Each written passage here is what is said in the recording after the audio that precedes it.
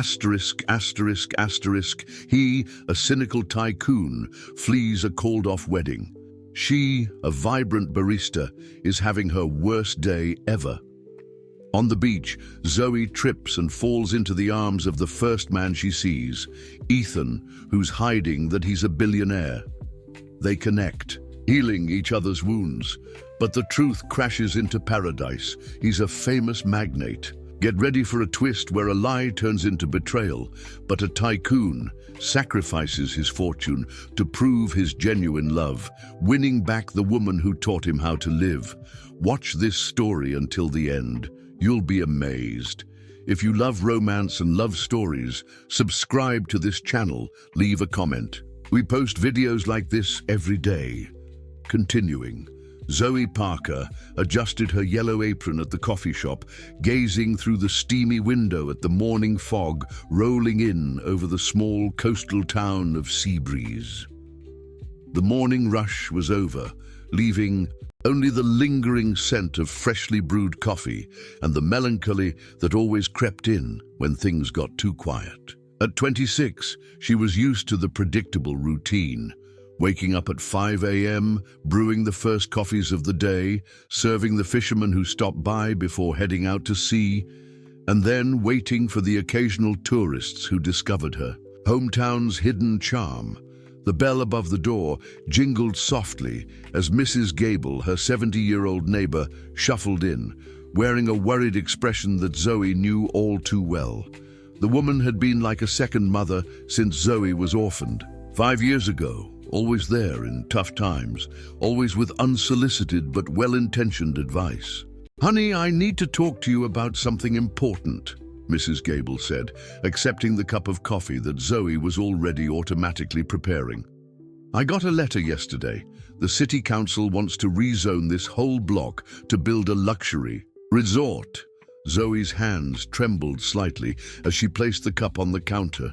The coffee shop had been her parents' last gift before they passed away in that terrible accident. It was more than a business.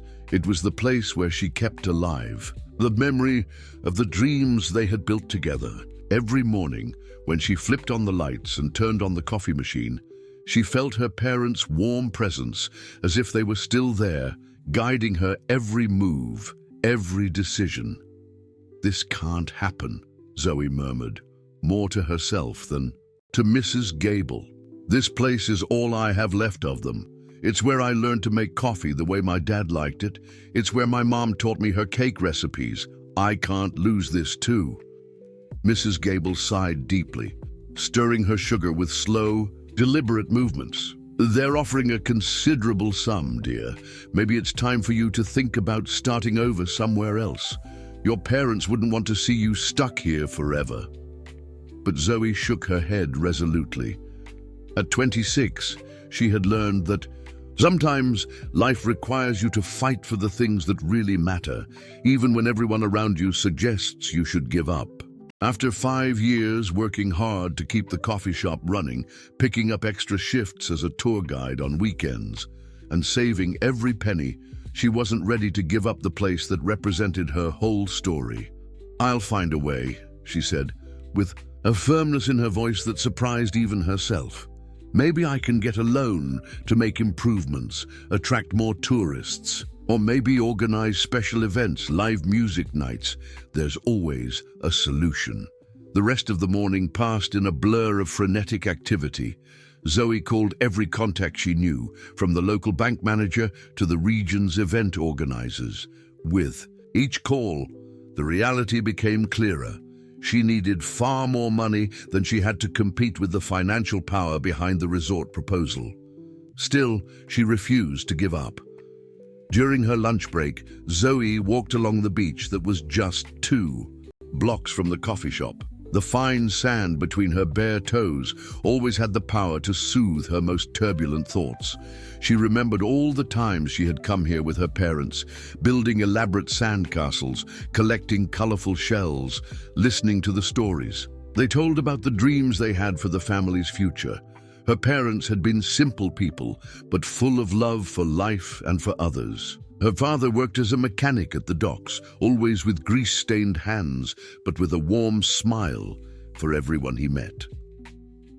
Her mother was a teacher at the local school, dedicating her afternoons to teaching children who often came from financially struggling families.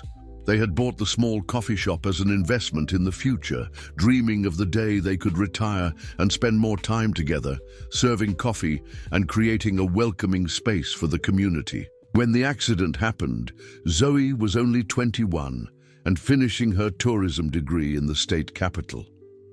She returned to Seabreeze immediately, taking over responsibility for the coffee shop without question. In the first few months, she cried every night, feeling completely lost and unprepared. But little by little, she discovered that taking care of the place her parents loved so much was a way to honor their memory and to find her own purpose. Now, 5 years later, the coffee shop was known locally for its exceptional coffee and for the welcoming atmosphere that Zoe had created.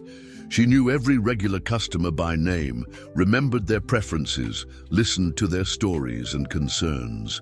The place had become a natural meeting point for the community, especially for people who, like her, needed a space where they felt understood and welcome. As she walked back to the coffee shop, Zoe felt a mixture of determination and anxiety growing in her chest. She knew that the fight would be difficult, that the chances of getting enough resources to prevent the rezoning were small. But she also knew that her parents had faced much greater challenges with courage and optimism, and that she had inherited that same inner strength. The bell above the door jingled again as she entered, and for the first time that day, Zoe smiled. Genuinely, regardless of what the future held, she would fight with all her might to protect the legacy that her parents had left behind. The coffee shop wasn't just a business. It was a symbol of love, community, and hope in a world that sometimes seemed determined to destroy the most precious things in life. The coffee shop clock read exactly 5:43 p.m. when Zoe decided to close early. Asterisk, asterisk, asterisk, asterisk, asterisk, asterisk, asterisk. The day had been emotionally exhausting, and she needed some fresh air to process all the information about the possible rezoning. After putting away the last utensils and locking the door, she instinctively headed for the beach, the place where she always found peace in the toughest moments. The afternoon was particularly beautiful, with the sun beginning its descent toward the horizon, painting the sky with golden and orange hues. Zoe took off her shoes and walked on the sand, feeling the salty breeze touch her face. It was the 5th anniversary of her parents' passing, a date she always preferred to spend alone, in silence, connecting with her most precious memories. As she walked, her thoughts were divided between her longing for her family and her concern for the future of the coffee shop. How would she get enough resources to compete with millionaire investors? How could she prove that a small family business had more value to the community than a luxury resort? The questions multiplied in her mind, creating a sense of despair that she tried to contain. That's when she saw him. A man was sitting alone on one of the most secluded rocks on the beach, staring out at the sea. Even from a distance, Zoe could sense something familiar in his posture. The slightly hunched shoulders, the lowered head, the stillness of someone carrying a heavy emotional weight.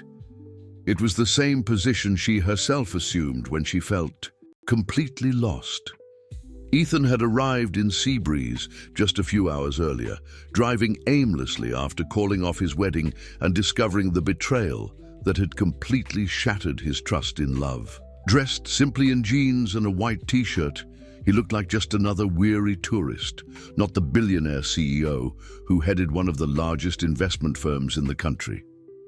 The small coastal town had been a random choice on the map, a place where no one would know him, and where he could disappear for a few days. As Zoe approached the area where he was, her emotion finally overflowed. The weight of the anniversary, combined with the threat of losing the last vestige of her parents, became unbearable. Tears began to stream down her face as she quickened, her pace almost running across the sand, trying to find a secluded spot where she could cry freely. It was in this moment of complete vulnerability that fate intervened unexpectedly. Zoe, her vision blurred by tears and running faster than was, wise on the uneven sand, tripped over a partially buried rock. The imbalance launched her forward, directly toward the unknown man who was sitting on the nearby rock. Out of pure instinct, without thinking about the consequences or the strangeness of the situation, Zoe threw herself into Ethan's arms. The impact caught them completely off guard. Ethan, who was lost in his own dark thoughts about betrayal and disillusionment, suddenly found himself holding a crying woman who had literally fallen into his arms as if fate had sent her. For a moment that seemed suspended in time, they remained like that, two strangers united by an accident but connected by a mutual need for comfort. Zoe, still sobbing, clung to Ethan as if he were her only anchor in an ocean of pain. She could feel his solidity, the human warmth that she hadn't experienced in so long. Ethan, surprised but deeply touched by her vulnerability, held her firmly, feeling an instant connection that he couldn't explain. "I'm sorry," Zoe murmured between tears, finally realizing what she had done. "I'm so sorry, I didn't mean to. I don't even know why I did that. You must think I'm completely crazy." "No," Ethan said softly, his voice filled with a gentleness that surprised him. "Sometimes we all need someone to hold us when everything seems to be falling apart." Zoe lifted her face and looked into his eyes for the first time. There was something in those dark eyes that reflected her own pain, a silent understanding that made her realize that he was also going through a difficult time. It wasn't just sympathy or politeness. It was the genuine recognition of someone who understood what it meant to be completely lost. "Today is the 5th anniversary of my parents' passing," she said, the words coming out before she could filter them. "And now I might lose the only place I have left of them. I don't know how to deal with it all alone anymore." Ethan felt his heart clench. Her brutal sincerity echoed his own sense of loss and disillusionment. Without thinking about the consequences, he took off his jacket and placed it over her shoulders, a simple but deeply caring gesture. "My name is Ethan," he said, consciously deciding to omit his famous last name. "And if you want to talk about it, I'm here. Sometimes. Talking to a stranger is easier than carrying everything alone." Zoe studied him for a moment, seeing in him something she couldn't completely define. There was a natural elegance in his movements, a way of speaking that suggested refined education, but also a genuineness in his eyes that made her instinctively trust him. "Zoe," she replied, wiping away her tears with the back of her hand, "and you're right about talking to strangers. Sometimes they listen in a way that the people who know us can't." The sun continued its descent, creating an almost magical setting around them. Ethan, who had spent the last few years surrounded by people who knew him only for his fortune and status, felt something he hadn't experienced in a long time. The possibility of a genuine human connection based simply on two souls who recognized each other in pain. "How about we grab some coffee?" he suggested. "I know a place that makes exceptional coffee right here in town. The owner is a special person." Zoe smiled through her tears, touched by his attempt to cheer her up using her own coffee shop. "I think I know the place," she said. "And you're right about the owner being special." As they walked together on the sand toward the town, neither of them could imagine that this accidental encounter would completely change the course of their lives, bringing love, challenges, and discoveries that would test everything they believed about themselves and about what really matters in life. The next morning, Zoe woke up with a strange sense of hope, that she hadn't felt in a long time. The encounter with Ethan on the beach had been unexpected, but somehow comforting. She had spent hours talking to him at the coffee shop after closing time, sharing stories about her parents and listening to the personal problems he was facing. Asterisk, asterisk, asterisk, asterisk, asterisk, asterisk, asterisk. He had been vague about the details, mentioning only a recent heartbreak and the need to rethink some important things in life.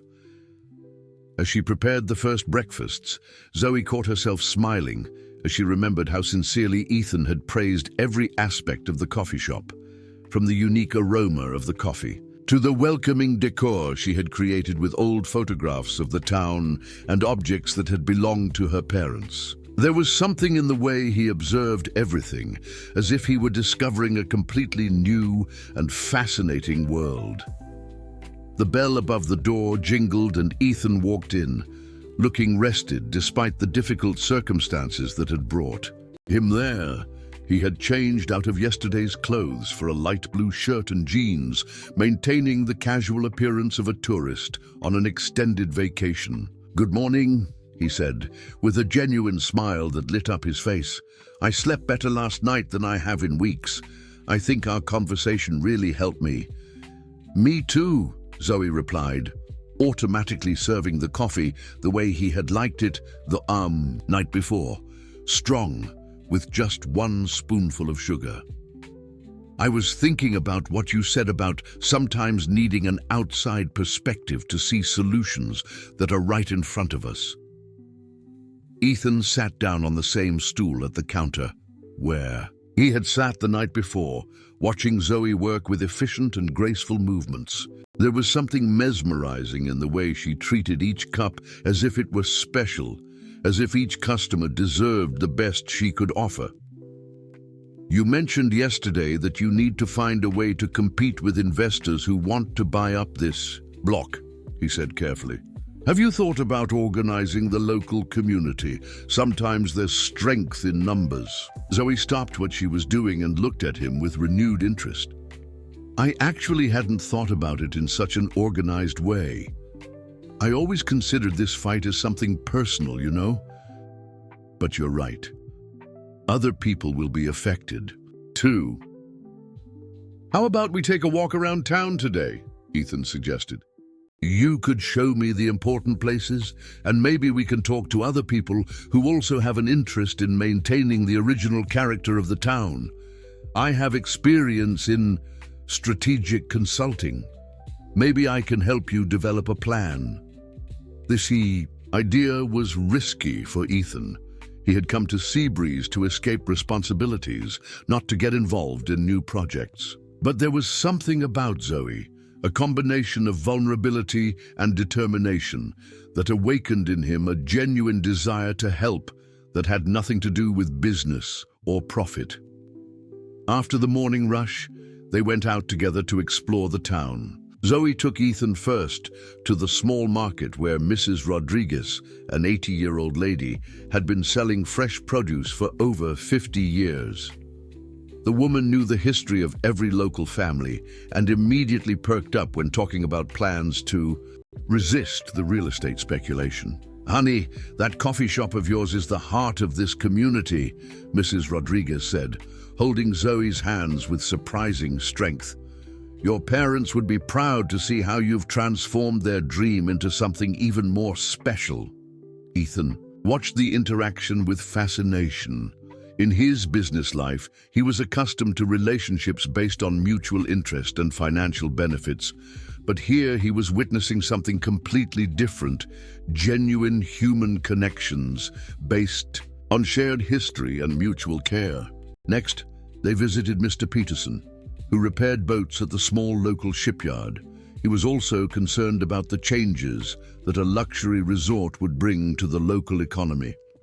"Tourists who come to places like that don't care about our culture. They just want isolated luxury," he explained, wiping his hands on a paint-stained cloth. "We're going to lose our identity." As the day progressed, Ethan began to understand the complexity of the situation. It wasn't just about saving a business. It was about preserving a way of life, a community that had grown organically over generations. His experience in market analysis began to work automatically, identifying strengths and weaknesses, opportunities and threats.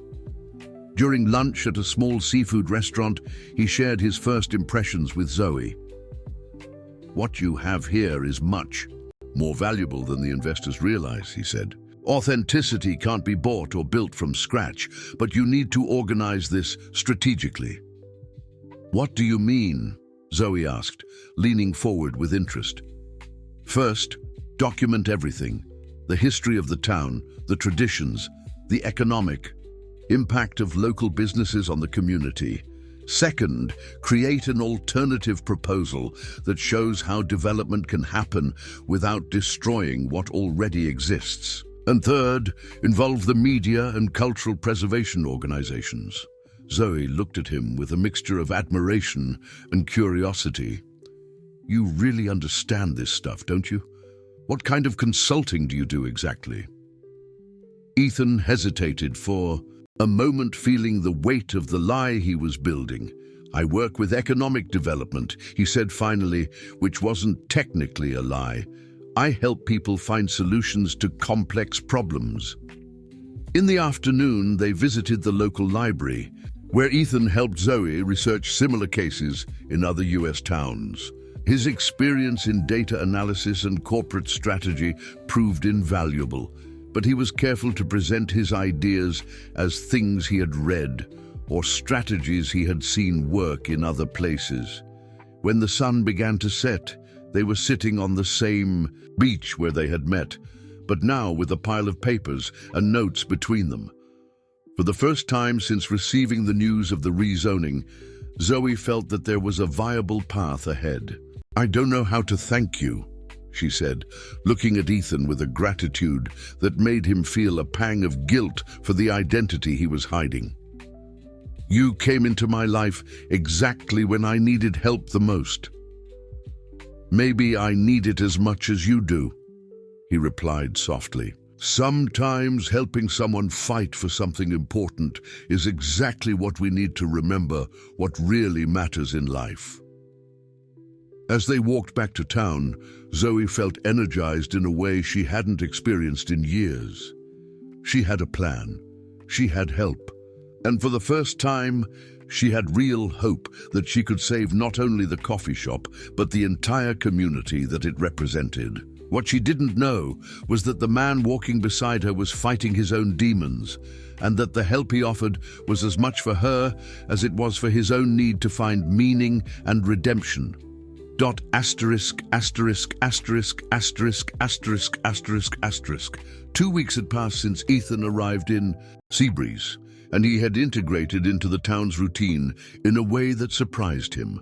Every morning, he had coffee at Zoe's coffee shop before helping her with the preparations for the community resistance against the rezoning. They had managed to organize meetings with local business owners, collected signatures for a petition, and even attracted the attention of a journalist from a sustainable tourism magazine.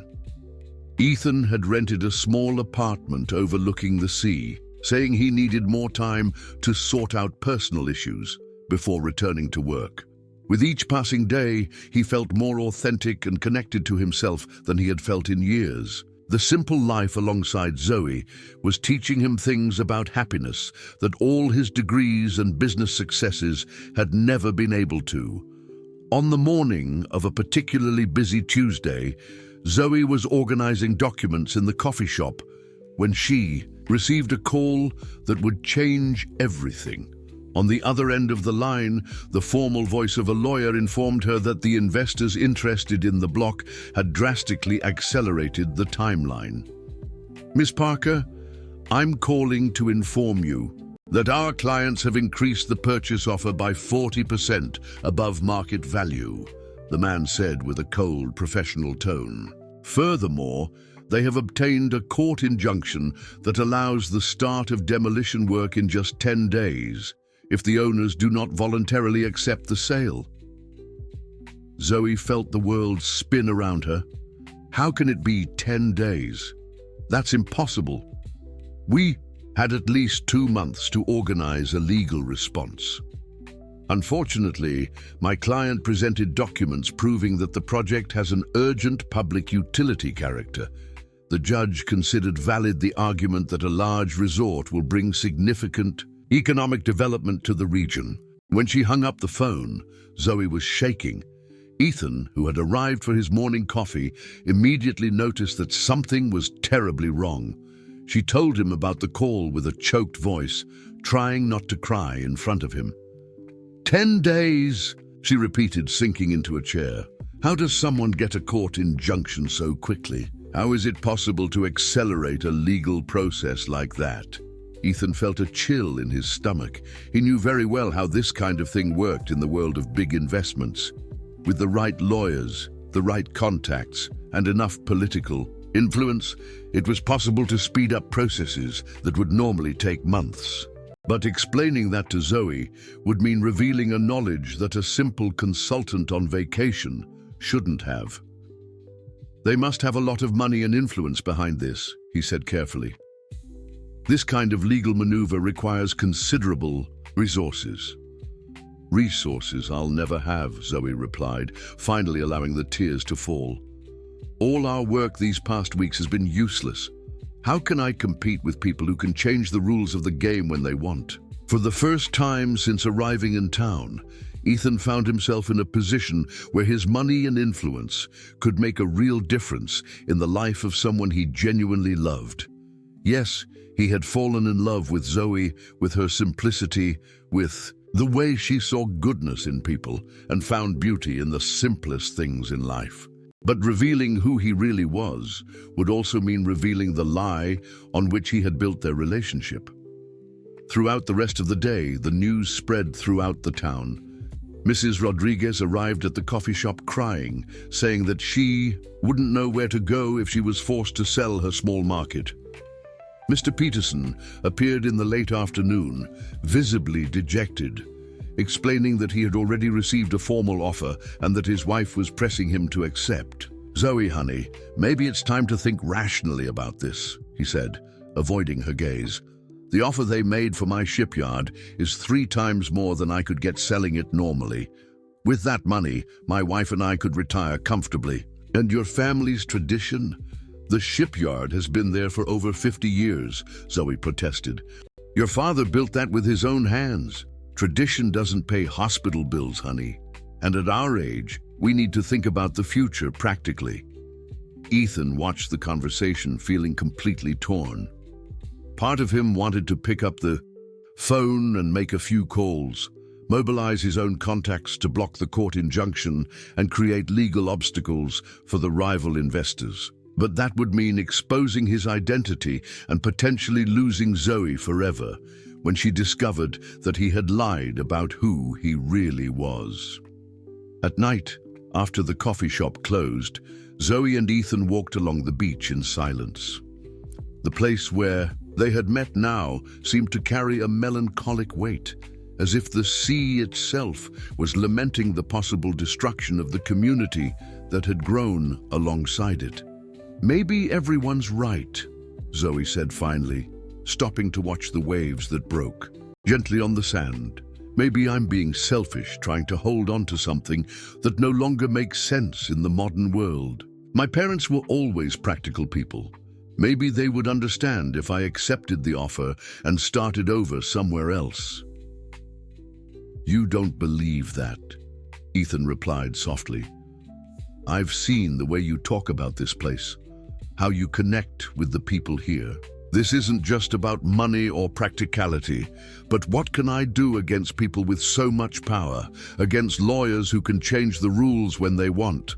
I'm just a girl who serves coffee in a small town. How can I fight against a system I don't even fully understand? Ethan felt his heart break, hearing the despair in her voice. Zoe, who had been his source of strength and authenticity, was feeling small and helpless in the face of forces that he knew intimately. He could solve all her problems with a few phone calls, but the price would be the trust and love she had placed in the simple man she believed him to be. Don't give up yet, he said, holding her hands in his. 10 days is still 10 days. Sometimes solutions appear when we least expect them. Do you really believe that, or are you just trying to make me feel better? She asked, looking directly into his eyes. Ethan hesitated for a moment, fighting the urge to tell her the whole truth right there on the beach where they had met. I believe that some fights are worth fighting, regardless of the odds of success, and I believe that you are stronger than you imagine. As they walked back to town, both carried the weight of unspoken truths.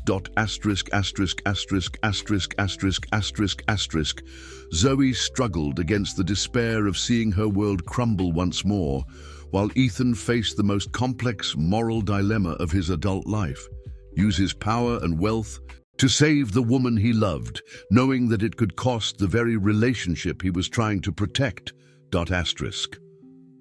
On the morning of the 7th day before the deadline, Zoe woke up with a renewed determination that surprised her. Maybe it was Ethan's influence, who had spent the last few days trying to cheer her up and suggesting increasingly sophisticated strategies. Or maybe it was simply the instinctive refusal to give up without fighting to the end.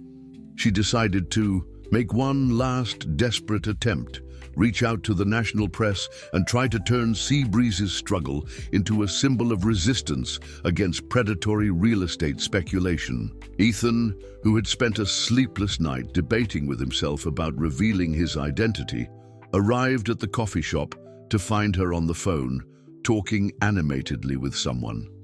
When she hung up, her eyes were shining with a hope that he hadn't seen in days. "I got in touch with a documentary producer from Los Angeles," she said, almost breathless with excitement. "They're interested in filming our story as part of a series about traditional communities threatened by runaway development. If we can get national attention, maybe we can put political pressure to reverse the injunction." The irony of the situation didn't escape Ethan. Here was Zoe, desperately seeking ways to gain visibility and influence to save her community, while he possessed exactly those resources but couldn't use them without destroying the foundation of trust in their relationship. "That's a brilliant idea," he said, trying to hide the tension in his voice. "When are they arriving?" "This afternoon. They'll spend 2 days filming interviews and images of the town. The director said that if the story is compelling enough, they can expedite the production and have something on the air in a week." During the following hours, Zoe worked feverishly to organize the team's arrival. She contacted all the key residents, prepared a presentation about the history of the town, and even convinced Mrs. Rodriguez to bake her famous cookies to offer the visitors. When the producer's van pulled up in front of the coffee shop, Ethan felt a pang in his stomach. He immediately recognized the company logo. It was a subsidiary of a media conglomerate with which his own company had done business in the past. The chances of someone recognizing him were slim, but they existed. The director, a young man with glasses named Rick, got out of the van accompanied by a small crew. He greeted Zoe warmly and immediately began asking questions about the history of the community. Ethan tried to remain discreet, offering to help with logistical issues, but avoiding appearing in the filming. "And you, sir?" Rick asked when Ethan passed by carrying equipment. "Ethan," he replied quickly, "I'm just a friend helping with the organization." "Oh, you're not from around here. Your accent sounds more urban." Ethan felt his heart race. "I'm a consultant. I'm spending some time here for personal reasons." Rick nodded distractedly and turned his attention to Zoe, who began passionately recounting the history of the coffee shop and her parents. Ethan breathed a sigh of relief, but realized that his situation was becoming increasingly unsustainable. During the afternoon, the team filmed emotional interviews with several residents. Mrs. Rodriguez cried as she spoke about the possibility of losing the market that had been her whole life. Mr. Peterson explained how 4 generations of his family had worked at the shipyard. Each story added a layer of human depth to the fight against the rezoning. It was during a break between filming that everything almost fell apart. Rick was checking some notes when his phone rang. Ethan, who was nearby, helping to organize cables, clearly heard the conversation. "Hey boss," Rick said. "Yeah, we're here in Seabreeze filming that story about the community against the resort." "What do you mean you know the case?" "Wait, what investment firm?" Blackwell Industries?" "Never heard of it, but I'll check if there's any connection to the local story." Ethan felt his blood run cold. His company wasn't directly involved in the rezoning of Seabreeze, but it was possible that there were indirect connections through partner investors or clients. Even worse, if Rick started investigating the companies involved, it wouldn't take long to discover who the CEO of Blackwell Industries was. When Rick hung up, Ethan tried to walk away discreetly, but the director called him. "Ethan, you work with consulting. Have you ever heard of a company called Blackwell Industries? My editor said they might have some connection to this case." "No, not that I recall," Ethan lied, struggling to keep his voice natural. "Is it a big company?" "From what I understand, it's one of the largest in the investment sector in the country. The CEO is a young guy, very rich, kind of reclusive. Ethan something. Blackwell, that's it." Zoe, who was nearby checking the script for the next interview, looked up with interest. "If they're involved in this, maybe we can try to contact them directly. Sometimes big business people respond better to public pressure than to legal processes." "That's an interesting idea," Rick said. "I'm going to ask my research team to investigate all the business connections. If we can identify the real people behind this pressure, the story becomes even stronger." Ethan excused himself, saying he needed to make an urgent call, and left the coffee shop with trembling legs. He walked to the beach, away from any possibility of being overheard, and called his personal assistant in New York. "Marcus, I need you to do an urgent and discreet check," he said, trying to control the anxiety in his voice. "I want to know if our company has any connection, direct or indirect, with a resort project in Seabreeze, coastal California." "Mr. Blackwell, it's good to hear your voice. We were worried about your sudden disappearance." "About Seabreeze, let me check. Yes, we have a connection. The Meridian Investment Fund, which has been our client for 3 years, is financing the project. They mentioned you as a reference when they requested an economic feasibility analysis of the venture last month." Ethan closed his eyes, feeling the weight of the cruel irony of the situation. Unknowingly, he had helped to economically enable the project that was destroying the life of the woman he had fallen in love with.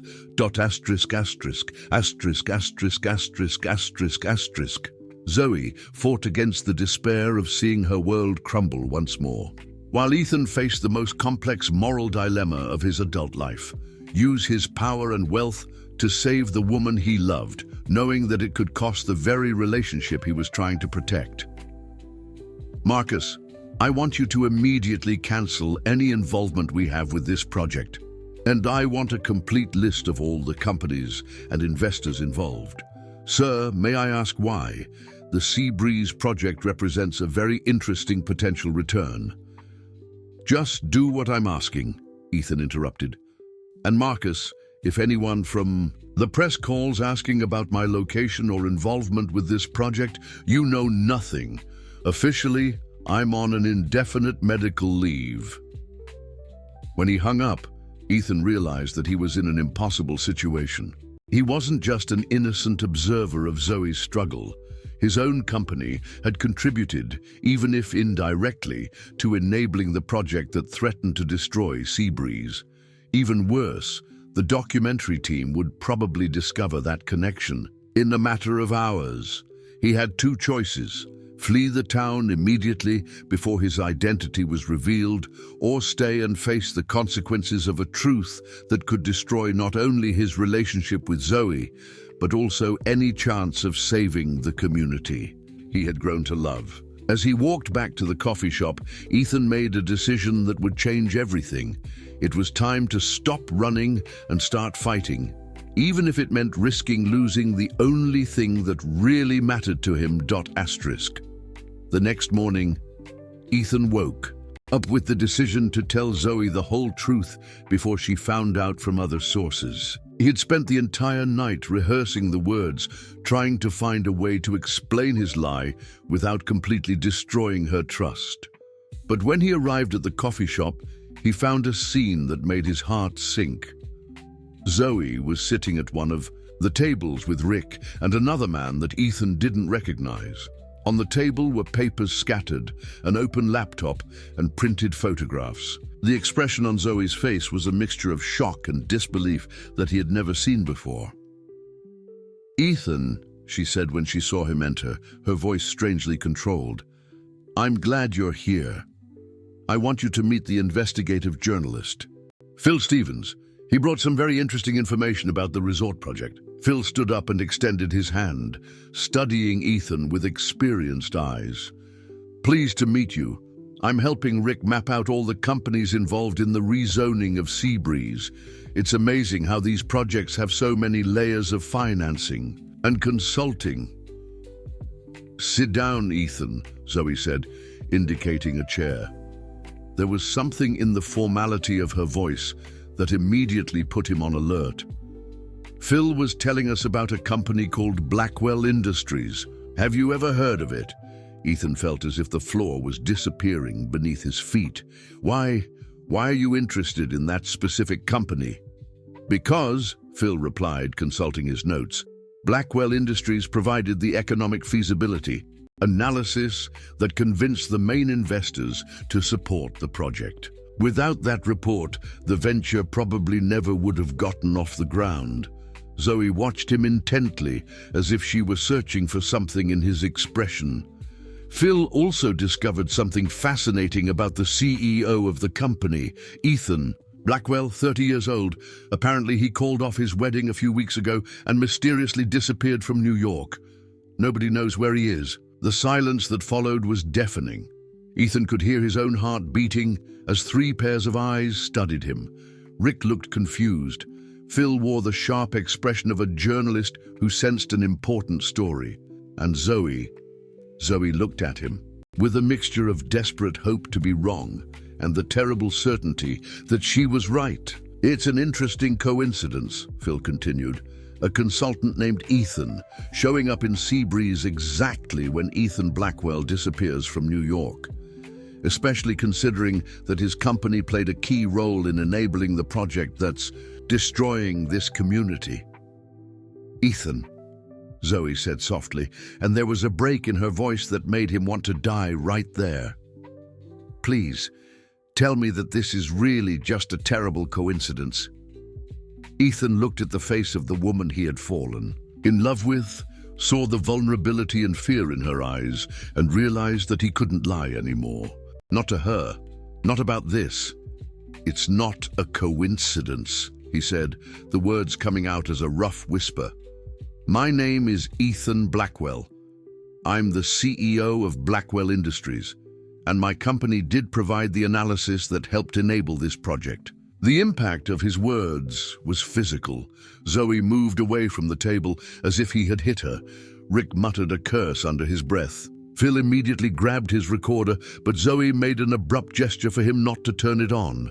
"Get out," she said, her voice trembling with contained emotion. "Get out of my coffee shop. Get out of my town. Get out of my life." "Zoe, please, let me explain." "Explain what?" She exploded, finally losing control. "How you lied about everything since day one. How you pretended to care about me while your company was working to destroy everything I love. How you spent weeks helping me fight against something you helped create." "It wasn't like that," Ethan said desperately, standing up and trying to approach her. "I didn't know about Seabreeze when I got here. The analysis was done months ago. It was just another project among hundreds. I came here running from my own life, trying to escape all this." "Liar," Zoe said, the tears finally starting to fall. "You were having fun, weren't you? The billionaire playing at being a commoner, seeing what life is like for the insignificant people that your business decisions affect." "It was never about fun," Ethan protested. "What happened between us was real. My feelings for you are real. How can I believe a word you say? Zoe shouted. You lied about your name, your profession, your entire life.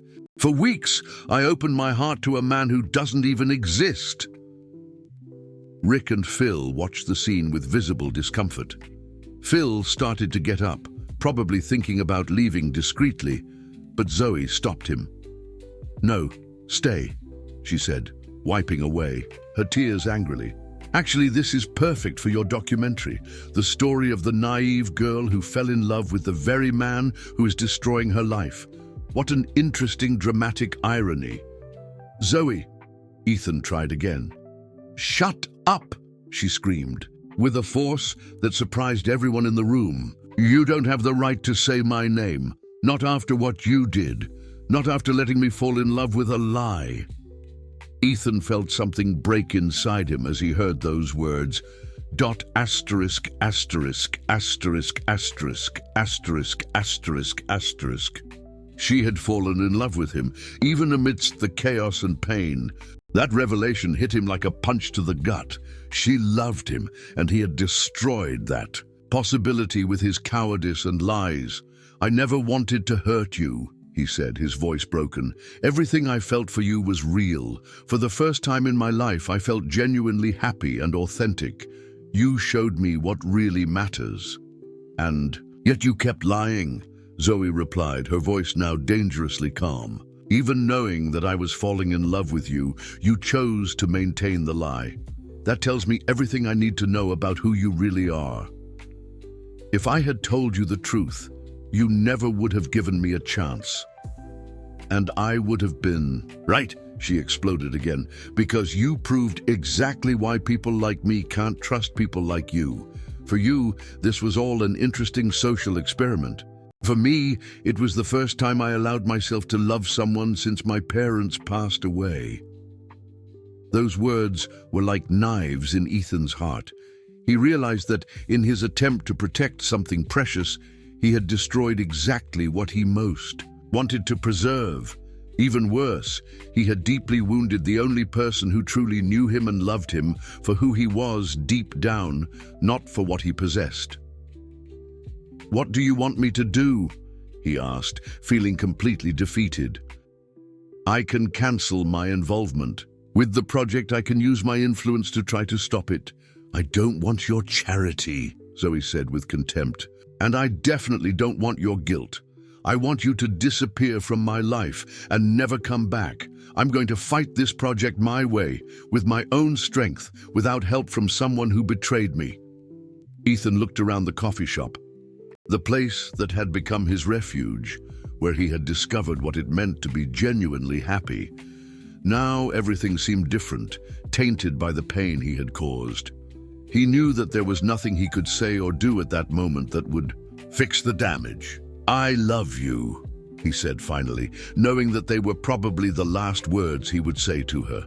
I know you don't believe it. I know it doesn't matter anymore, but I needed you to know. Zoe looked at him for a long moment, and for an instant, he saw a glimmer of the woman who had fallen in love with him. But then the anger and pain returned, hardening her features. If you really loved me, she said, you never would have lied. Ethan nodded silently and walked toward the door. When he opened it, the bell rang for the last time for him, a sound he would carry forever as the soundtrack to his greatest regret. In the 3 days that followed Ethan's departure, Zoe moved like a ghost through the coffee shop. She served customers with mechanical efficiency, smiled when necessary, but there was a coldness in her eyes that worried everyone who knew her.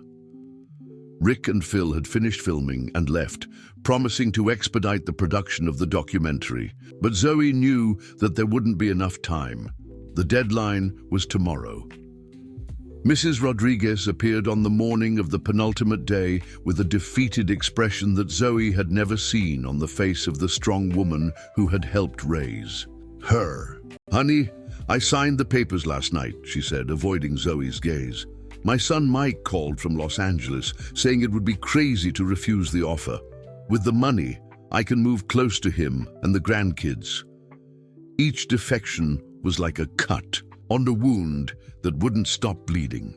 Mr. Peterson had been the second to give up, followed by the family that ran the bed and breakfast on the corner. One by one, the pillars of the community were succumbing to the financial pressure and the apparent inevitability of the project. Zoe understood that she was alone in a fight that had become bigger than herself. But it was in that perception of complete solitude that something inside her crystallized. Maybe it was the influence of her parents' words echoing in her memory, or maybe it was simply the visceral refusal to give up when something really mattered. She wasn't going to give up her coffee shop without fighting until the last second. That night after closing, Zoe sat alone in the middle of the coffee shop with all the documents scattered around her. There were contracts, news reports about similar cases, phone numbers of lawyers, contacts of environmental activists, and the detailed notes that Ethan had helped to organize in the first weeks. Looking at his handwriting in the margins of the papers was painful, but Zoe forced herself to study each suggestion, each strategy he had proposed. Regardless of the lies about his identity, the ideas were solid, and she couldn't afford to waste useful information out of injured pride. That's when she realized something that had gone unnoticed before. One of the strategies that Ethan had suggested involved challenging the injunction based on irregularities in the approval process. He had written several notes about legal deadlines, required documentation, and periods of public consultation that didn't seem to have been respected. How would a consultant have such specific knowledge about complex legal processes? The obvious answer was that he wouldn't. But as the CEO of a large investment firm, he certainly would. And if he knew how the system worked irregularly, maybe. He also knew how to use those irregularities against those responsible. Zoe picked up the phone and called Phil Stevens, the investigative journalist. It was almost 11 at night, but he answered on the second ring. "Phil, it's Zoe from Seabreeze. I need an urgent favor. Can you investigate if there were any irregularities in the injunction approval process? Deadlines not respected, public consultations omitted, that kind of thing." "I can try, but why the urgency? Doesn't the deadline expire tomorrow?" "Exactly why. And Phil, can you find out how to directly contact the main investors in the project? Not the lawyers or intermediaries, but the people who are really bankrolling this?" Phil laughed on the other end of the line. "Zoe, are you planning something risky?" "I'm planning to do exactly what I should have done from the beginning. Stop being a victim and start playing their game by their rules." After hanging up, Zoe worked until 3 in the morning, organizing all the documentation and preparing a complete dossier on the project's irregularities. She had learned a lot about business strategy in her conversations with Ethan, and now she would use that knowledge against the very system he represented. On the morning of the last day, Zoe woke up with a mental clarity that she hadn't felt in weeks. Asterisk, asterisk, asterisk, asterisk, asterisk, asterisk, asterisk.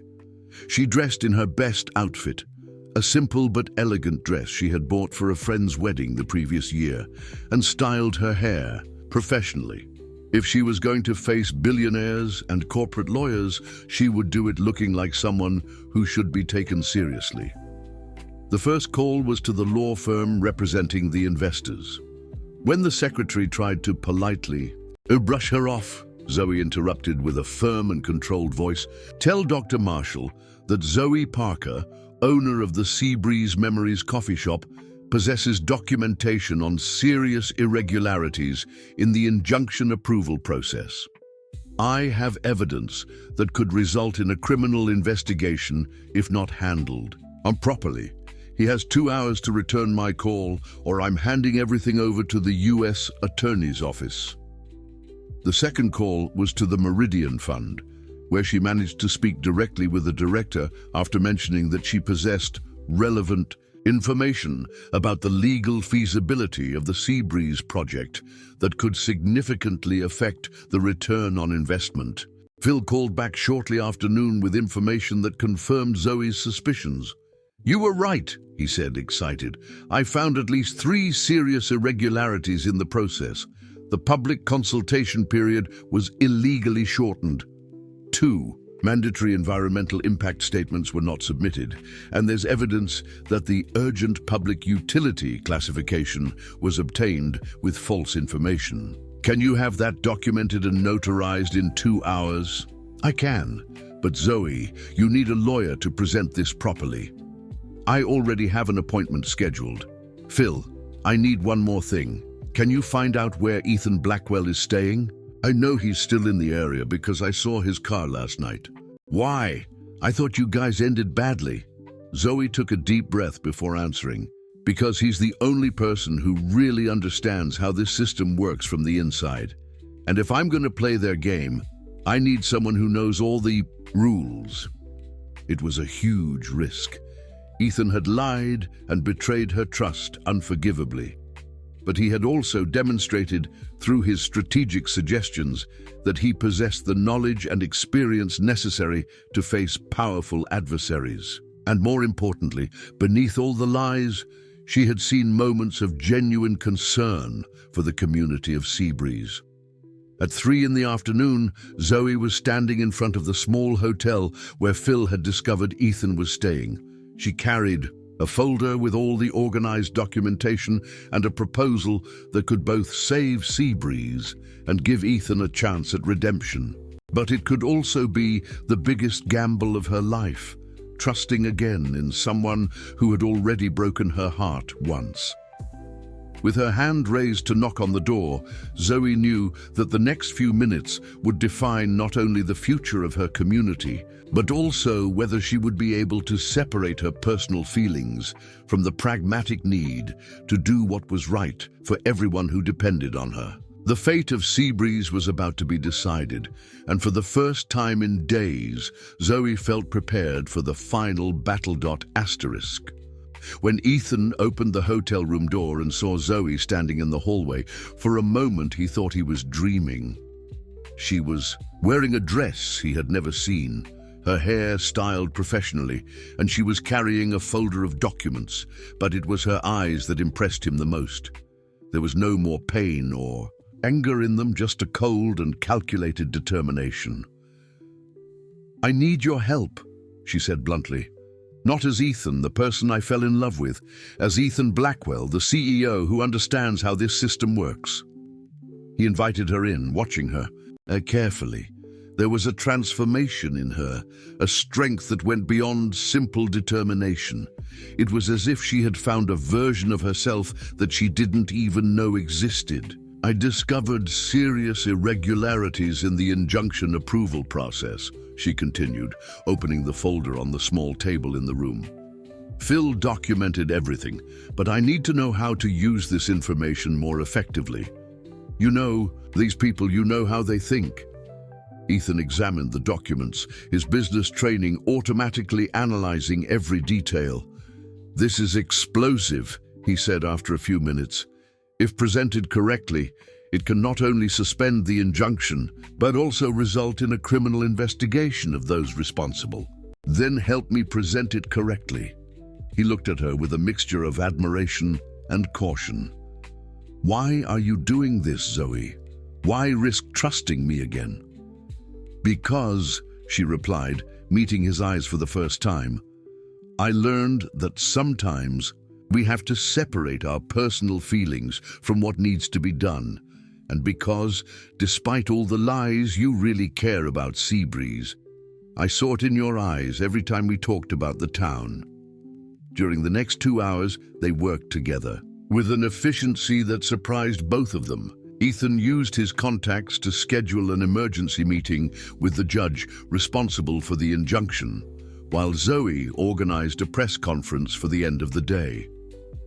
He explained the legal and corporate nuances she needed to understand, while she showed him how to present the information in a way that touched not only the legality, but also the human aspect of the situation. "There's one more thing," Ethan said when they finished reviewing the presentation. "I can cancel my company's contract with the Meridian Fund. Without our feasibility analysis, they lose credibility with other investors." Why? Won't that hurt your business? Probably, but some things are more important than profit. It took me 30 years to understand that, but I finally learned. At 5 in the afternoon, they were at the courthouse in the neighboring town, presenting the evidence to the judge. Zoe spoke with a passion and knowledge that impressed everyone in the room, while Ethan provided the necessary technical and legal support. When they finished, the judge immediately suspended the injunction and ordered a full investigation of the process. The press conference took place at the coffee shop itself, which was packed with residents, journalists, and onlookers. Zoe announced the suspension of the injunction and explained how the community had come together to defend their rights. When a journalist asked about Ethan's role in the victory, she looked at him for a long moment before answering. Mr. Blackwell possesses knowledge that was valuable to our cause, but this victory belongs to the community of Seabreeze, which never gave up fighting for what it believes in. Asterisk, asterisk, asterisk, asterisk, asterisk, asterisk, asterisk. After everyone had left and the coffee shop returned to silence, Zoe and Ethan found themselves alone for the first time since the revelation of his identity. He was gathering his papers when she spoke. "Thank you," she said simply, "for what you did today, but also for the weeks you spent here. Even with all the lies, you helped me find a strength I didn't know I had." "Zoe," he began, but she raised her hand, interrupting him. "Let me finish. What you did was unforgivable, lying about your identity, about who you were, about your connection to the project. That hurt me in a way I don't know if I'll ever be able to completely forget." Ethan nodded, feeling the weight of each word. "But," she continued, "I also saw who you really are beneath all that lie.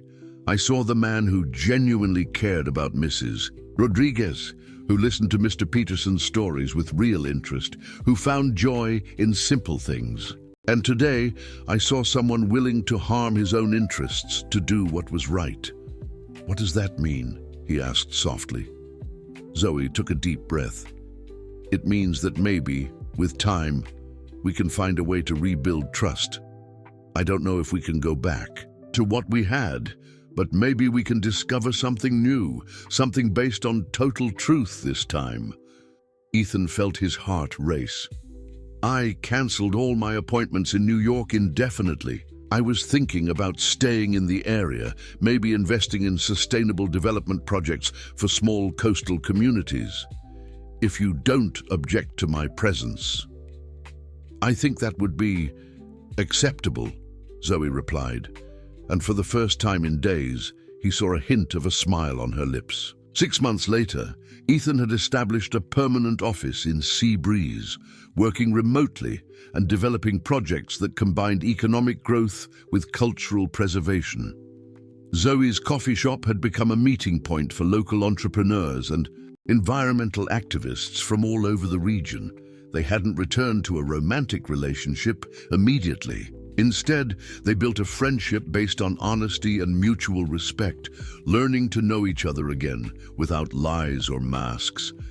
And slowly, very slowly, love had begun to blossom again, this time on more solid ground. On the morning that marked 1 year since their first encounter on the beach, Ethan walked into the coffee shop to find Zoe smiling as she prepared his coffee exactly as he liked it. "Good morning," she said, and there was a warmth in her voice that hadn't existed for months. "Ready for another day saving small coastal towns?" "Ready," he replied, accepting the cup and their hands briefly touching, "especially if it's alongside the best barista and community activist on the California coast." Zoe laughed, a sound he had missed more than he thought possible. And for the first time in a year, Ethan Blackwell felt truly at home. Not in a place, but with a person who had taught him that true love sometimes needs to be lost in order to be found even stronger. Zoe's story teaches us that sometimes the greatest victories are born from the most devastating moments. and that true love can survive even the most painful lies, as long as there is enough courage to face the truth and rebuild on solid foundations. Dear listeners, we hope that Zoe's journey has touched you deeply. To continue experiencing stories that explore the strength of true love and personal overcoming, we have prepared a special selection of equally emotional narratives.